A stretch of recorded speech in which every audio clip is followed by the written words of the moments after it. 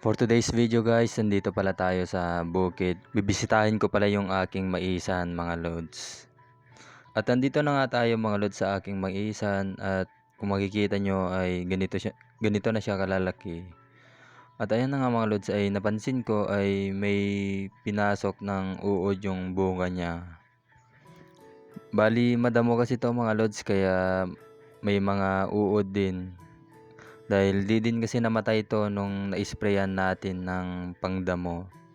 Bali, ganyan na yung mga mais natin. Bali, may mga inuod at saka may mga nalalanta din. Bali, dito pala tayo kumuha nun ng pangkain natin sa baka. Ayan na nga mga lods ay kung makikita nyo, madaming kinain ng mga uod. At sa oras pala nito mga lods ay nagdamo ako para ipunta ko doon sa ating kalabaw. Bali ipapakain pala natin sa kalabaw yung pagdamo natin dito dahil nandito tayo sa bukid natin. Nandito kasi yung kalabaw sa may tubig. Napakaraming paragis kasi dito sa ating maisan mga lods kaya hindi natin na malayan na ganito na pala kalalaki yung mga damo na paragis dito sa ating maisan dahil di din kasi namatay nung na-sprayan natin ito.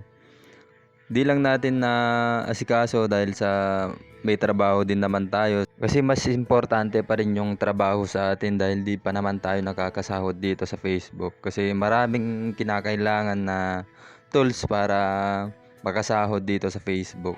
Kaya kailangan ko manang tutukan yung pagtatrabaho ko para may maipakain din ako sa aking pamilya dahil kung puro dito lang tayo sa bukid ay wala tayong mapapala, wala tayong maipapakain sa ating mga anak kaya kinakailangan talaga natin ng trabaho yung diskarte ba. Bali yan pala mga lods ay sinasako ko na pala yung nakuha ko kanina na paragis. Bali isang sako lang pala yung kukunin natin dito mga lods dahil sobrang dami na din to mga lods.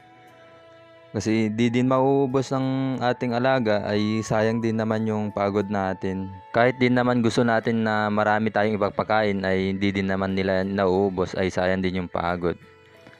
Ito na pala yung mais natin dito na papakita ko sa inyo mga lods. Bali may mga matataas at may mga mabababa.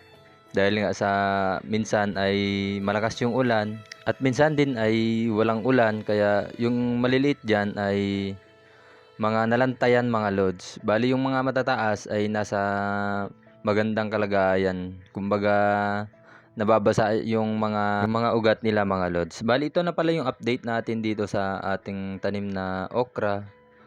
Ganito palang kalalaki yung huli nating naitanim. Bali di tayo nakapunta dun sa isa natin tinanim na okra dahil malalaki na yung mga mais kaya nahihirapan tayong pumasok dun. Bali ito pala yung mga nalanta dito mga lods sa araw na ito.